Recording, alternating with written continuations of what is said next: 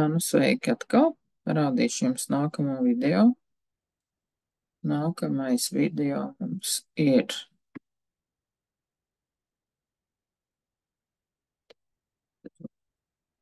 iepriekšējais video,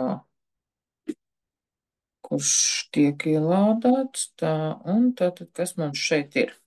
Tātad mums ir vajadzīgs, paskatāmies, kas mums šeit ir vajadzīgs. Tekstu noformēšana, ja? Tātad tekstu noformēšana paņemam šādi.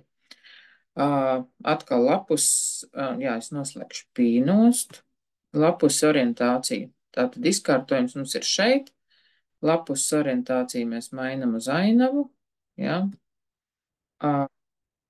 Lapuses malas. Ir vairāk veidi, kā mēs varam, varam izmantot šo te, varam uzspiest, lai mums ir dialogu lodziņš, bet to dialogu lodziņu mēs varam arī iegūt divas reizes uzklišķinot uz lineāla pelēkās malas, un tad mēs varam arī dabūt to lodziņu šeit. Nu, lūk, un tad mēs varam šādi, paskatāmies, cik mums vajag. Augšu apakš 2,2. Varam arī šādi klikšķināties, kamēr mums ir 2,2. Jā, šādi. Un no kreisās tā, augšu apakš mums vajag 2,2. Tātad 2,2 šādi. No kreisās malas 2.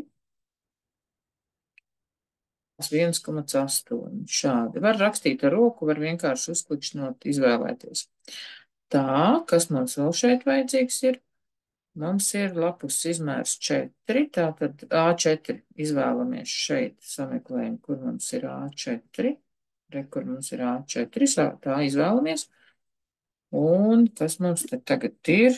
Mēs paņemam un saglabājam.